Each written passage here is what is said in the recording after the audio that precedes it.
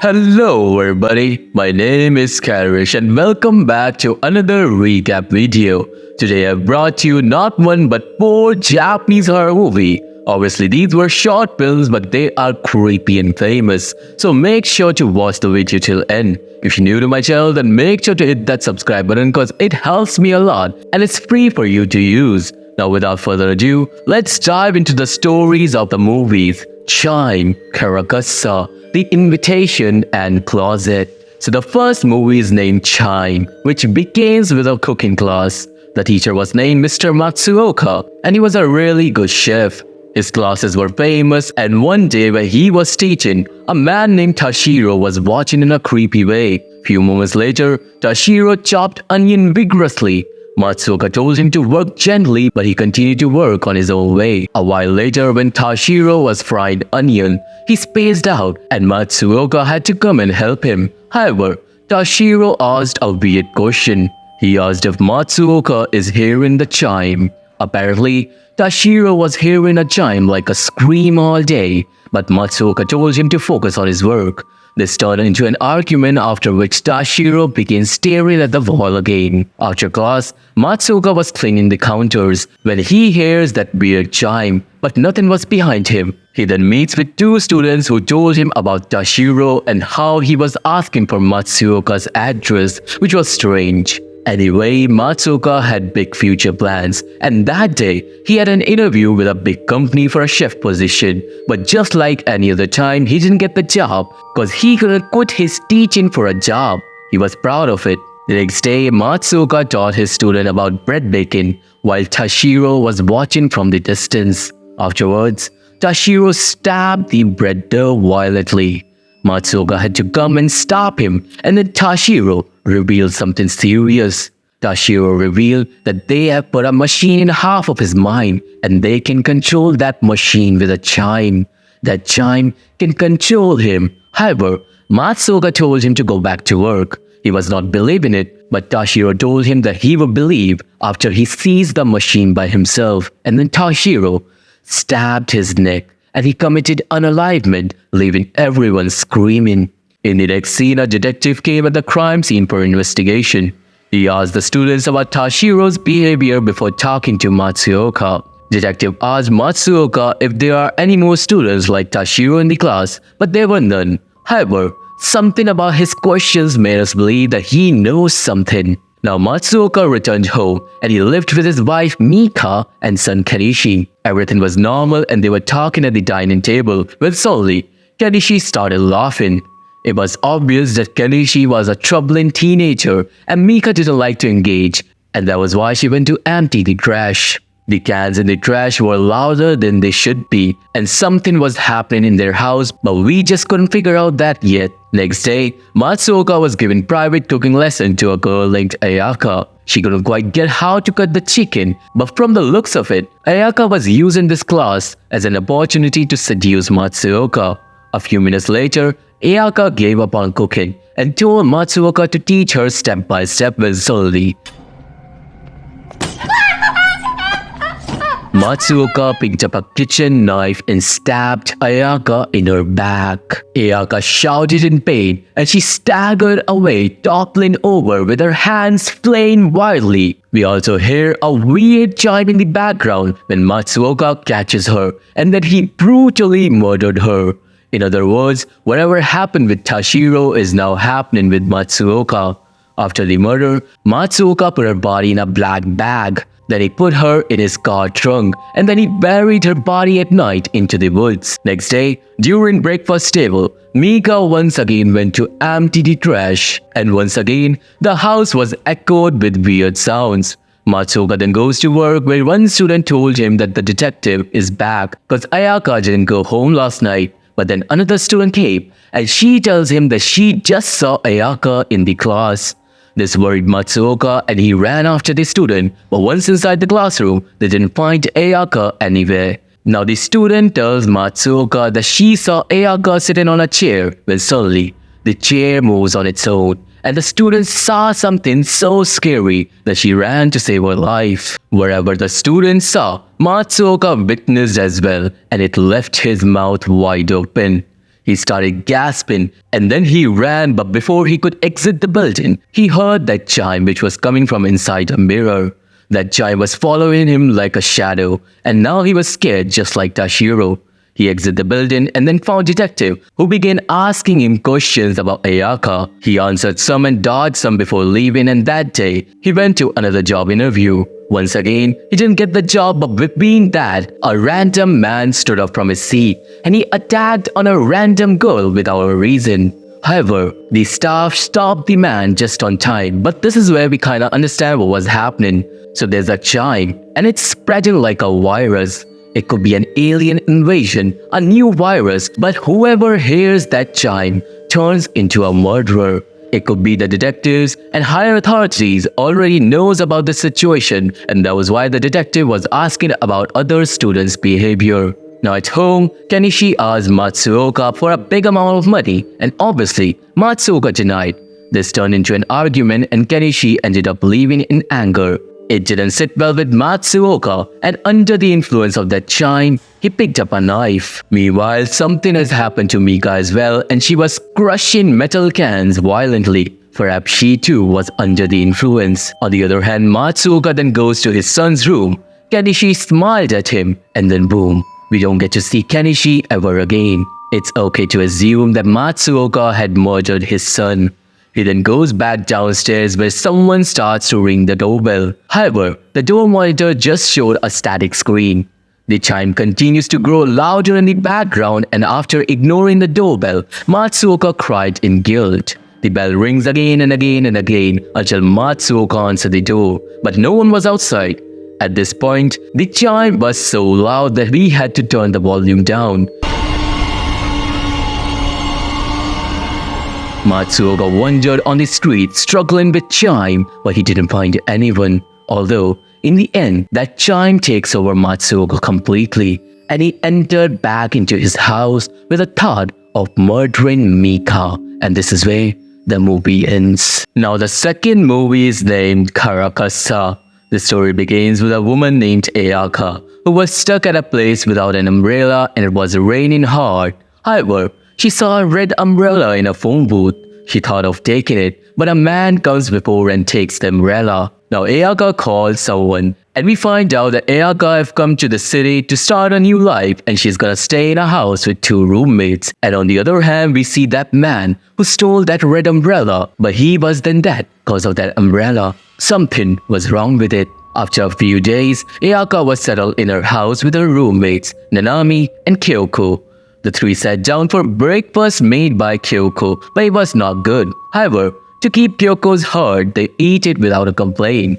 After that, Ayaka went outside, and actually, she was now working at a cafe, and she also had a boyfriend. That night, the 2 planned to meet, but when the time comes, Ayaka found herself stuck in the rain again. She didn't have an umbrella when suddenly, she saw a woman on the bridge who disappeared the next second. Then Ayaka gets a text from her boyfriend and he was going to be an hour late. Now Ayaka needed to get to a safe place, which seemed troubling, but then suddenly she found the red umbrella leaning against the wall, and obviously she stole it because she needed it. Ayaka ran towards a cafe, but on her way, blood drops fell on her hand from inside the umbrella. Confused, she looked up. And then she screamed in terror as a demonic entity attacked her. Wherever it was, it trapped Ayaka inside the umbrella before taking her to its world, leaving nothing of her behind. Ayaka disappeared, and then a detective comes to talk with Nanami and Kyoko. Now the roommates were not that close, so they didn't think of calling Ayaka at all. They thought Ayaka must be with her boyfriend, but that wasn't the case. They checked and found Ayaka's stuff in her room, and then detective showed them the last photo Ayaka uploaded on Instagram. The photo was of a woman holding an umbrella, kinda creepy, and according to the detective, this photo might give the answer to her disappearance. However, days and days passed by, but no one ever found Ayaka, and soon, Nanami and Kyoko went on with their lives. One night, Nanami was smoking when suddenly, she saw a woman holding an umbrella. The weird thing was, it wasn't raining. Suddenly, Nanami remembered that Instagram post, and that was why she started following her. She followed her to an abandoned place where a woman stepped into a tunnel. When the woman was walking, she was making sound of water splashing. Nanami entered the tunnel behind her, but soon she finds herself surrounded by paranormal activities. Lights started flickering, and the woman came near her before disappearing into thin air. She left her umbrella behind, but Nanami was hella scared, so she ran and looked for that woman on the other side. But the other side of the tunnel was off limits. Nanami returned home, and then she told everything to Kyoko, which made the girls look up about that old tunnel on the internet. Soon they found out about an old murder case that happened in a house which was located near that tunnel. In that house, a woman named Kazuko used to live alone, but soon her daughter Masumi moved in with her after a divorce. She also had two children named Yoshito and Kirari. However, Masumi struggled with mental illness after she lost her everything.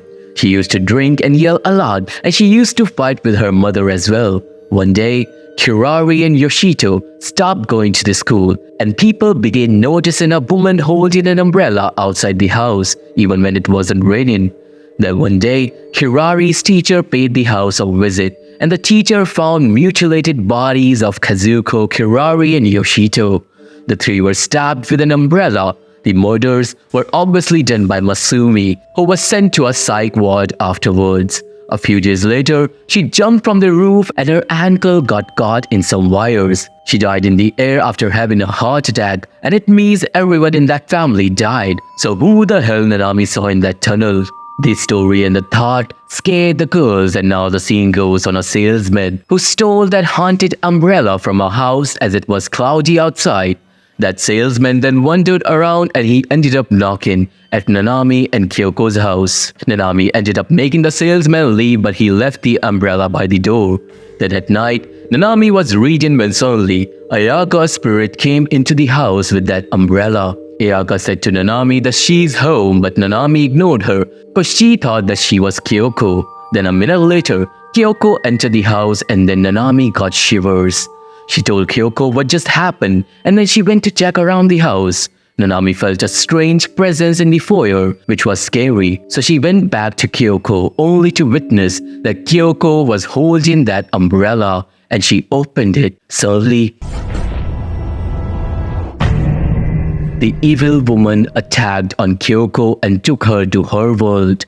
The lights went out, and then Nanami ran here and there to save her life. In the end, she picked up a knife and attacked on that umbrella. She stabbed the umbrella multiple times, but the umbrella turned into Kyoko.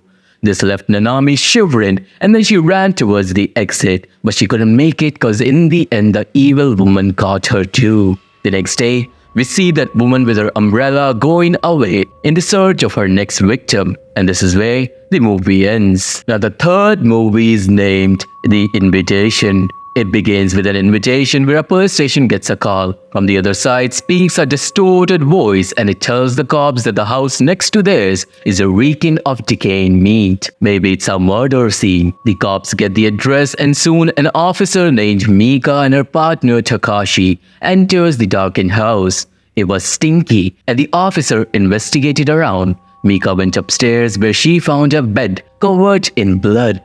Mika then moved further, and in another room she found a blooded knife as well as a girl who was sitting inside a closet, and there was blood on her clothes. She was alive, and she told Mika that you finally came. Downstairs, Takashi was looking around when we see a creepy thing behind him.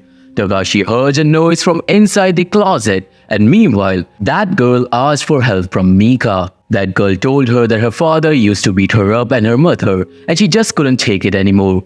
The girl got on her feet and walked towards Mika, and on the other hand, Takashi found a dead body in a plastic bag inside the closet. Upstairs, the girl told Mika that she put her parents inside plastic bags to avoid the smell, but even after dying, her mother roamed around in the house. Clearly something demonic was happening, and now the mother was standing behind Takashi. Suddenly Takashi screamed, and Mika ran downstairs only to witness Takashi being dragged away into the closet. Mika's soul shivered, but she somehow mustered up the courage to open the door. But Takashi was not inside. Paranormal things occurred around her, and then when she looked around, she witnessed the walking dead bodies here and there. She soon reached the living room and saw a woman behind the door, but she disappeared upon check-in. Mika was then shivering with fear when suddenly a closet slid open, startling her, and then one of the dead bodies appeared and attacked on Mika. She fell to the ground and staggered away, but the body followed her. She somehow managed to reach the exit, but the second body was waiting for her at the door. And then came that girl from upstairs. She told Mika that her dad told her to not leave the house, but her dad wanted more people to come inside. It means the one who called was this girl, and now she revealed that she murdered her parents, but now her parents are back from the dead and they want more people inside the house. After knowing the truth, Mika ran to find another exit, but the evil bodies chased her around the house. In the end, she got cornered by him in the kitchen and she screamed at the top of her lungs. The girl made a video of her dying as her parents attacked on her, and then Mika too disappeared just like Takashi. Soon after, more officers arrived at the house, and this is where the movie ends. Now the fourth movie is named Closet. This story is about a guy named Shota who was a mess. His house was messy and so was his work style. He was getting scolded by his boss, and even after that, Shota decided to go out for drinks instead of working. When suddenly, someone knocked inside his closet. He checked but no one was there. However, a few minutes later, someone knocked again and he checked again but still no one. He then sat down and starts writing in his journal. He writes a word when suddenly someone came in his sight. He was standing behind his journal and Shota tried to ignore him, but that person just stepped closer and closer. Suddenly, Shota looked up but no one was there, and then the next moment, that man scared him away, and it was his own doppelganger. Shota then woke up and he sighed, thinking it was just a dream. Once again, he picked up his journal to write in, but he was shocked when he saw the word he wrote in his dream already on the journal, meaning it all actually happened. Suddenly, the closet behind him opened on its own, and Shota then knew that something is wrong. He closed the closet, but then the next second it slid open again. This made Shota rifle through his clothes on hangers, but he found nothing. He turned on his phone's torch and clicked some photos but captured nothing. However, when he clicked a photo from outside, he caught a hand hanging from inside one of his coat sleeves. That hand suddenly attacked on Shota and pulled him inside the closet. Something happened, and a while later, Shota came out, but he was no longer himself. He changed and his personality became a better version of himself. He tidied up his room and he performed better at work. His life turned into a happy one, but we know that the doppelganger is now in control and the real Shota is somewhere else. And this is where the movie ends. So this was the recap video on the movies Shine, Karakasa, The Invitation and Closet, and I hope you have liked it. If you have, then please subscribe the channel and like this video. I really need your support to grow further. If you want to watch these movies, there's a link to my Telegram channel where I share movie links every now and then, so go subscribe there. I'm mostly active on Insta, so you can follow me there as well. And look into my other channel where we discuss about the mysteries of the world. All the links are in the description box. But now I see you all in the next one. Till then, stay awake, cause they always see you.